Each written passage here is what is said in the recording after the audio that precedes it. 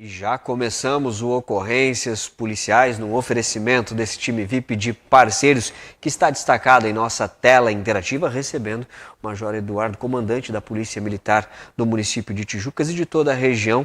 E para falar de assunto muito importante, Polícia Militar, a gente sempre ressalta, principalmente no Ocorrências Policial, que tem um papel fundamental, que é de trazer a segurança para toda a região. Porém, a polícia agora também está desenvolvendo um novo trabalho que é conscientização, através de palestras em escolas e entidades. Major Eduardo, isso aí tem realmente feito a diferença e é necessário, né? Boa tarde. Sim. Muito boa tarde a todos. É um prazer a gente estar aqui podendo falar um pouco sobre essa questão, né? Eu queria ter um efetivo bastante grande para a gente poder implementar, né, colocar em funcionamento a questão do PROERD, que trabalha com as crianças, né, voltada à conscientização, ao não uso de drogas, enfim. Mas, em decorrência do fato que aconteceu há pouco tempo em Blumenau, nós tivemos que mudar um pouco o foco e trabalhar um pouco a questão de segurança das instalações, né, no protocolo que a gente precisa conscientizar os professores, diretores, funcionários da escola lá, de como se comportar se, eventualmente, adentrar naquele ambiente lá um agressor ativo, como a gente costuma chamar. Pois é, esse episódio fatídico realmente mobilizou todas as forças policiais, mas além de apenas ir quando acontece casos como estes, a polícia tem esse papel de orientar as pessoas como agir, né? Principalmente os jovens e os menores. Sim, é de suma importância os professores ali conduzirem, né, numa ocorrência dessa, que eventualmente entre um agressor lá, vamos supor, um ex-aluno, ou um aluno, ou um outro rapaz armado, seja de posse de uma faca, seja de posse de uma arma de fogo, e tem esse intuito de eliminar vidas, né? Realmente esse agressor ativo, a intenção dele é matar, né, lesionar um número grande de pessoas e muitas das vezes, né, segundo estudos, eles são pessoas suicidas. Então, são protocolos, né, que têm que ser seguidos. Sim, nós já tivemos mais de 3.400 casos como esse. Que é um número exorbitante, né?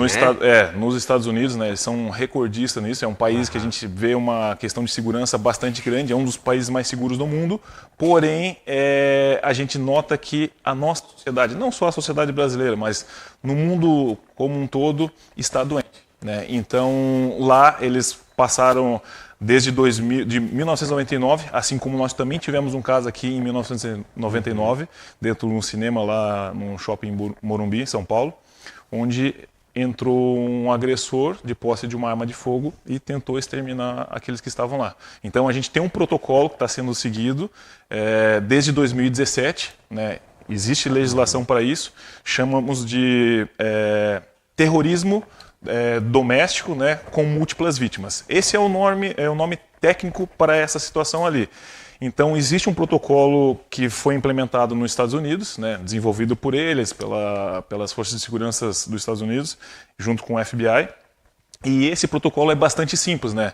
Justamente para a gente tentar evitar que aquele professor, que aquele funcionário da escola lá, num exemplo que aconteça dentro de uma escola, ele não congele, ele não paralise e pensa assim, não, o que eu vou fazer? Então a gente demonstra que a partir de algumas ações com bastante rapidez, um raciocínio ali, ele consiga minimizar aqueles riscos, salvar a própria vida, salvar a vida daqueles que estão ao seu lado.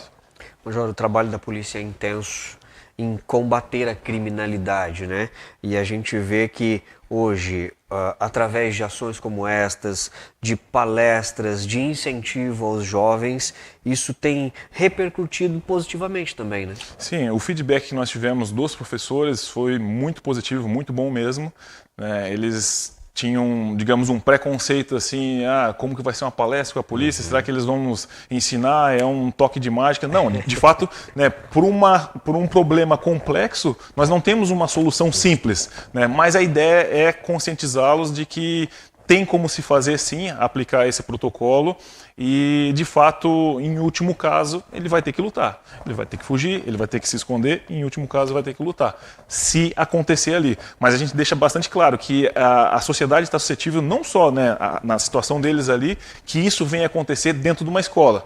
Pode acontecer dentro de um cinema, como já aconteceu, em pubs, barzinhos, mundo afora, dentro de um ônibus escolar, durante uma excursão, enfim, num shopping center, numa praça pública, não tem um local exato. Os ambientes realmente são... Sim, né? Onde tiver o maior número de pessoas ali e aquele agente queira perpetrar esse tipo de ação, infelizmente todo local está suscetível. Major, estava fazendo um paralelo em relação Brasil e Estados Unidos, por exemplo, que lá realmente a incidência de casos como estes, de grande repercussão, é muito maior do que no Brasil. Mas recentemente a gente ouviu, viu, vivenciou alguns desses casos, né? Os protocolos, conforme o senhor disse, são de certa forma simples, mantendo calma, mas existe a possibilidade de se evitar isso?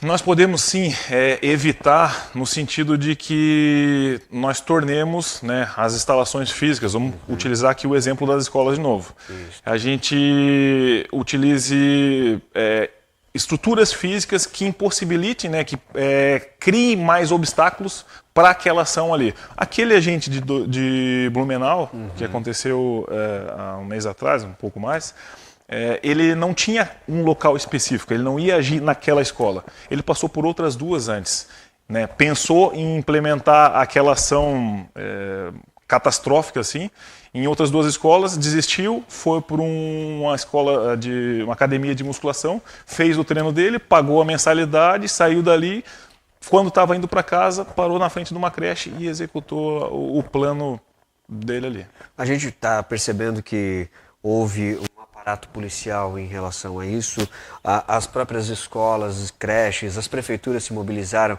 em contratar seguranças. Perfeito. Isso é um começo?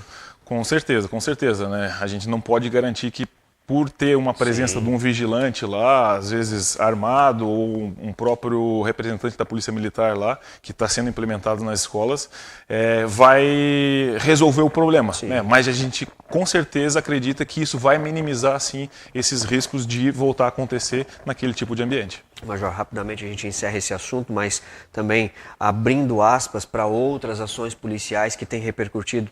A gente tem casos de violências domésticas, a gente viu agora, ontem, a gente trouxe uma matéria sobre a rede de vizinhos, a gente está percebendo que o trabalho da polícia está realmente deixando só de atender as ocorrências e sim também sendo marcante em outras áreas para que as pessoas se conscientizem. Esse realmente é o caminho para uma mudança? A Polícia Militar ela é responsável pela ordem pública, né? A ordem pública ela vai compreender não só a questão de segurança pública, mas a tranquilidade, a salubridade.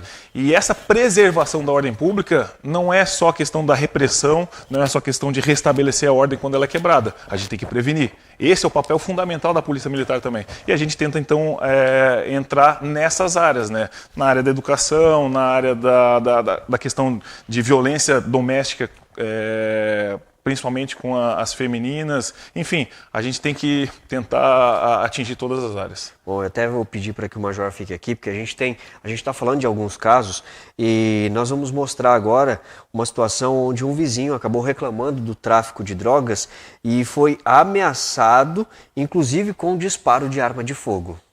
Uma tentativa de homicídio com disparos de arma de fogo foi registrada na tarde de ontem, no bairro Mariscal, em Bombinhas. A vítima foi ameaçada pelos vizinhos, após ir reclamar da situação de venda de drogas na casa ao lado, onde morava os suspeitos. A vítima relatou aos policiais que o autor efetuou disparos, que chegaram a atingir o seu carro. Em seguida, o suspeito, acompanhado da esposa e mais um homem, fugiram do local a pé. Na rua Ametista, os policiais encontraram a mulher de 20 anos, esposa do autor dos disparos, e com ela foram encontradas 2 munições calibre 38, uma balança de precisão e dinheiro. O autor dos disparos até o momento não foi localizado. Casos como este também têm sido recorrente em nossa região, né, Major? O que fazer também para combater esse tipo de crime? A gente tem que contar principalmente com a questão das denúncias, né? A pessoa não precisa se identificar, basta ela ligar no 190, passar a situação, né? Existem outros meios, através de aplicativos na internet, procura lá, a PMSC Cidadão, tem os Disque Denúncias e através dessa denúncia anônima a gente vai apurar. Ela não precisa se expor, né, e ser ameaçada pelo próprio vizinho. É claro que aquele morador local que está acompanhando, está verificando uma situação de comércio de drogas no local, vai se sentir acuado, vai se sentir com medo se ele for identificado como um desses denunciantes. Mas existe N maneiras de não precisar se identificar e a gente proteger essa pessoa. Perfeito, Major. Obrigado pela participação. Eu que agradeço. Bom, no oferecimento desse time VIP de parceiros, destacado em nossa tela interativa vertical, Posto Chiquinho, Winchester Centro de Treinamento, Titico Despachante, Energiluz, agora energia solar, e também Manecar Veículos e Consórcios. A segunda-feira a gente está de volta com mais ocorrências da nossa região.